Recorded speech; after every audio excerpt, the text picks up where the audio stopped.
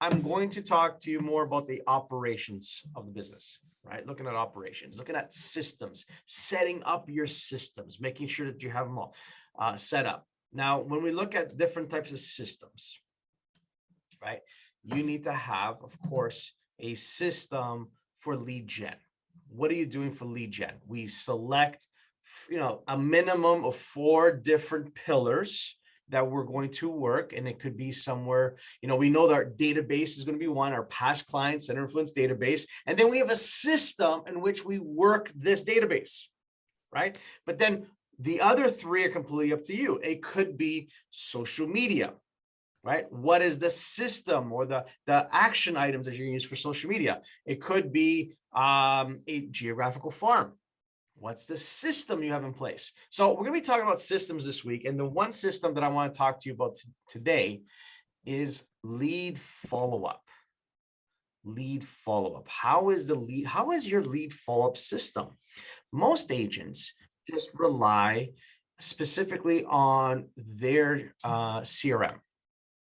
Whatever the CRM says, hey, I got this lead, throw it into my CRM. Boom, the CRM sends out the emails, reminds you what to call. That seems to be the way that most agents work, right? But I'm going to tell you right now that if you're relying on the CRM, you're losing some potential deals. Leads are falling through your fingertips, right? Anyone here in this call connect with the lead after, let's say a week or 2 or 3, even a month later, and realize that they already bought, already sold, and you weren't able to take care of them? Has that ever happened to you? Have you ever lost out on a lead? Yeah, right, absolutely. Now, let me ask you this. Have you ever lost a lead because you over followed up? You connected with them so many times. You called them so many times that they said, whoa, hey, you are very, you know what?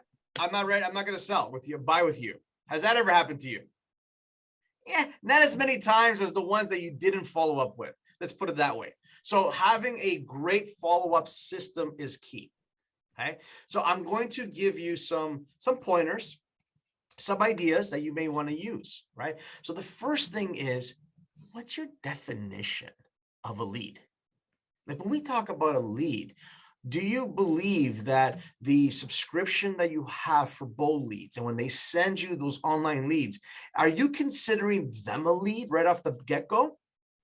Right? That list of people that you have to call for sale banners, is that considered a lead? What is your definition of a lead? See, I would call those 2 examples not leads. I would say that they are more prospects than they are leads. And why would I say that? And the number one reason is I haven't spoken to them. I have no idea what they want to do. So until you actually speak to that person and find out one very important piece of information, right, which is their time frame, knowing their time frame. Once you know their time frame, you can now start calling them a lead. So write that down. I need to know their time frame for me to consider them a lead. Once you know their time frame, we should put them into a category. And I'm going to share with you what categories you may want to use, right? Because you're going to treat someone that's looking at buying or selling, put pen to paper in the next 7 days or 8, or let's say this month, they're going to do something, versus someone that has no intention of doing something until maybe the new year, maybe sometime in April, maybe sometime next summer, right? You're going to treat those folks way differently than those that are ready to work right now. So I got here 4 different categories of leads. Please write them down. First category would be someone that's interested in buying or selling a home and putting pen to paper, like start the process from 0 to 30 days. 0 to 30 days, they want to start the process of looking for homes. They say, hey, William, hey, thanks for the call. I'm not quite ready right now. Hey, please give me a call next week. We have the guys coming in to doing the backsplash in the kitchen. We'll be ready to interview realtors next week. That would be an example of someone who's interested in doing pen to paper, doing something within the next 30 days, right? The second category we put down would be anyone that's 31 days to 90 days. 31 days to 90 days. Just to go back to the first category, I'm sorry, we should label it as opposed to 0 to 30. I will label it AAA. The second category would be considered hot leads. Anyone 31 to 90 days, they're considered hot leads. Third category we put down is anyone that's 91 days to 180 days. 91 to 180 days, right? So we're looking at 3 to 6 months down the road. I would call them more like warm leads, right? So, here we are at the end of December, they're saying, hey, give us a call back sometime in May, right? We're thinking of doing something next spring, summer, right? And then the last category would be 180 days plus. So 6 months and beyond. It could be a year from now, 2 years, or they have no idea when they want to do something. And I would call them more like future leads.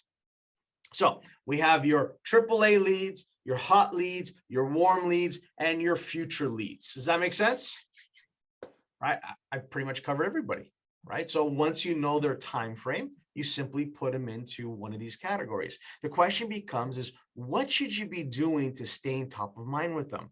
What are the touch points that we should use in each category to make sure that, you're dripping on them enough, just enough, right? So that they're like, hey, I'm going to talk to Danny. I want to talk to Jeffrey, right? Because he keeps he keeps calling me, he keeps emailing me, and you know what? I really like his approach. So here's what we're looking at. So a couple ideas, right? Let's start with the future leads because they're the easiest one.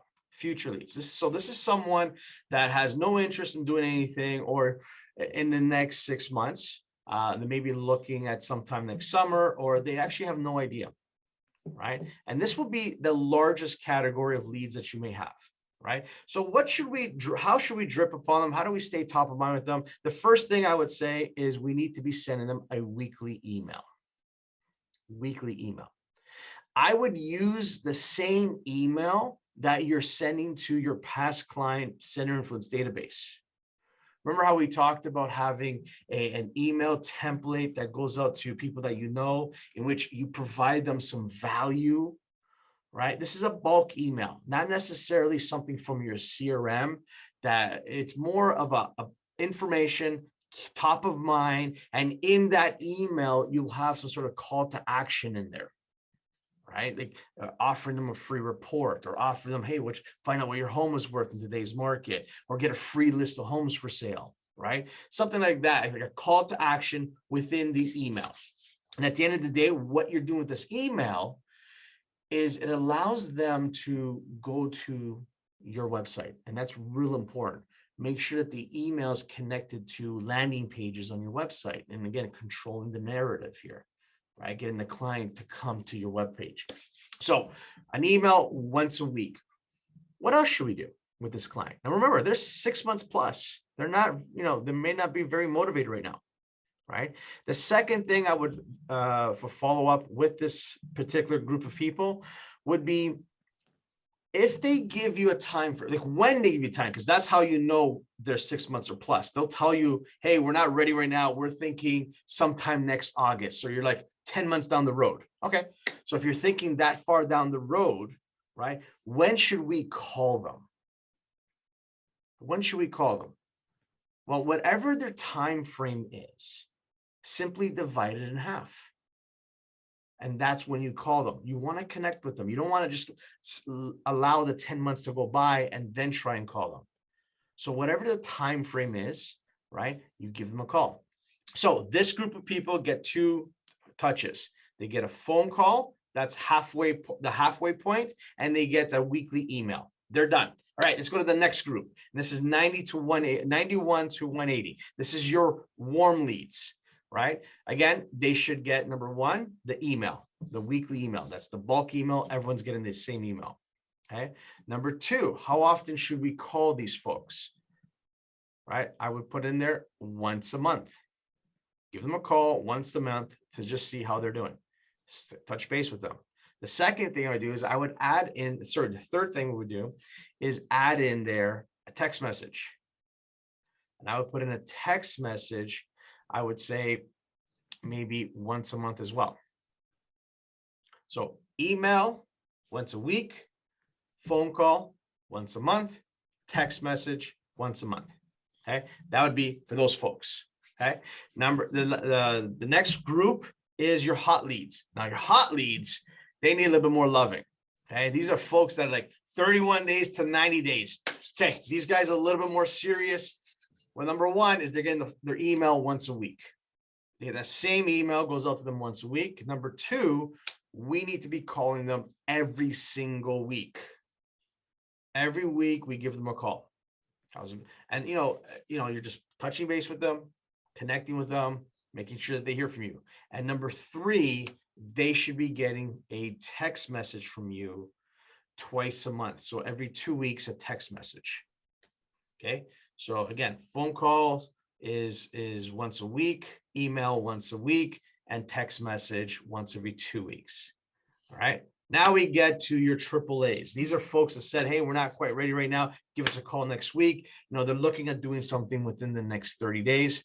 Now, these folks really need some loving. Okay. They really need some loving. So how often do we call them? Well, actually, sorry. Email, same thing, once a week. Same email that's going out once a week. Number two, we're going to call them twice a week. Twice a week, we give them a call. All right. And then number three is we're sending them a text message once a week. Remember, they are looking at doing something right away. Now you may be saying, Danny, well, that's a lot of connection with these people. That's a lot of phone calls, texts, and emails. Don't you think that's too much? No, I go back to the same thing I started with. I go, how many people have you lost for not following up enough? And how many people have you lost because you over followed up? You over connected with them, right? There's no such thing as over connecting with people. And if they ever stop you and said, hey, Danny, whoa, you're a little aggressive. I go, that's right.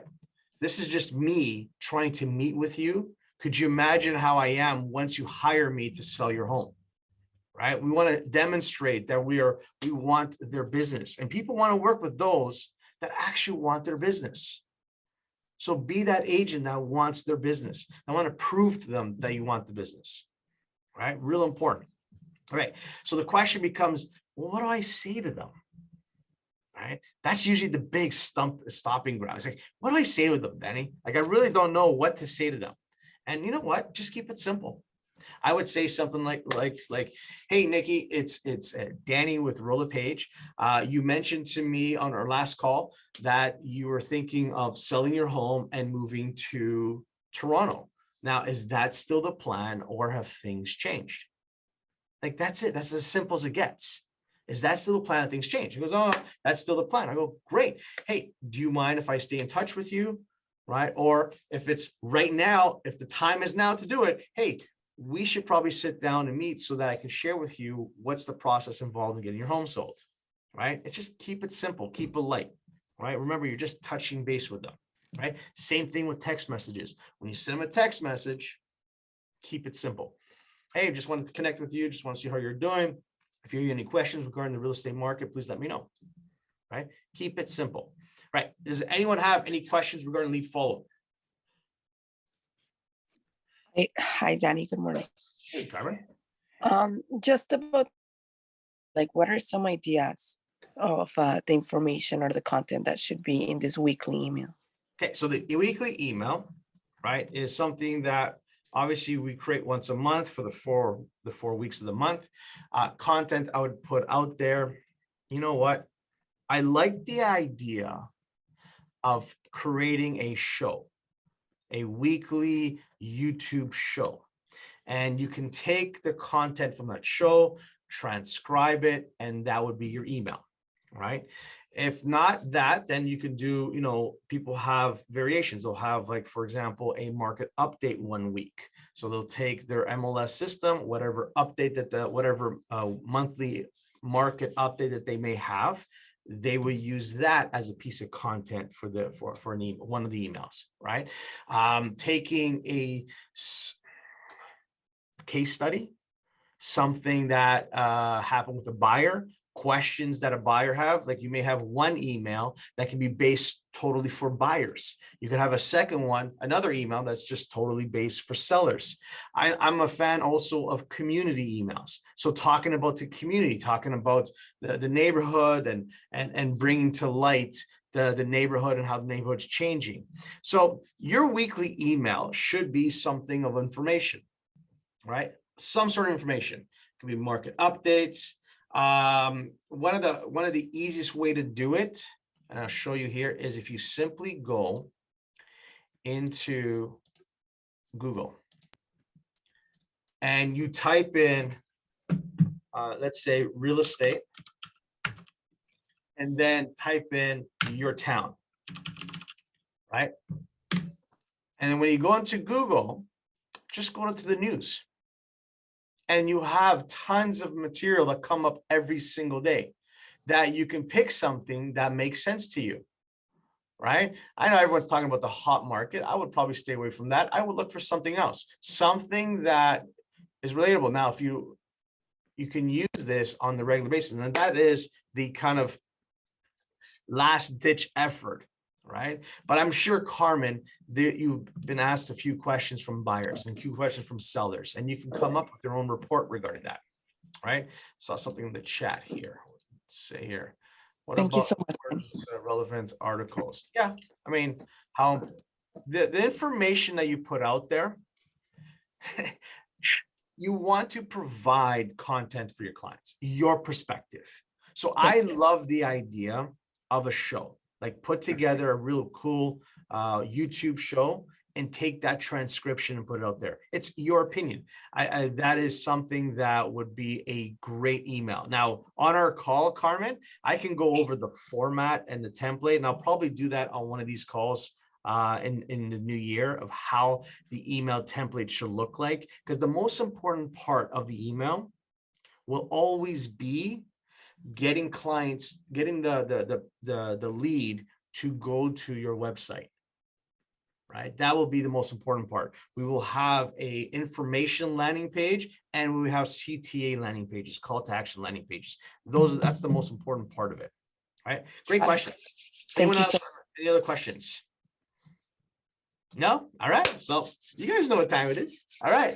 Please unmute yourselves. Everyone unmute themselves. It's the last week of it. All right. I see you guys unmuted yourselves. All right. What day is today? Money making day. Why is it just me? I don't know. Come on, get together. What day is today? Money making day. That's right. It's a money making day. If you're on this call, it's a money making day for you. What systems do you have to put into play right now in your business to help you move the needle forward? You guys are awesome. I'll talk to all of you tomorrow. Thanks so much. Thank you.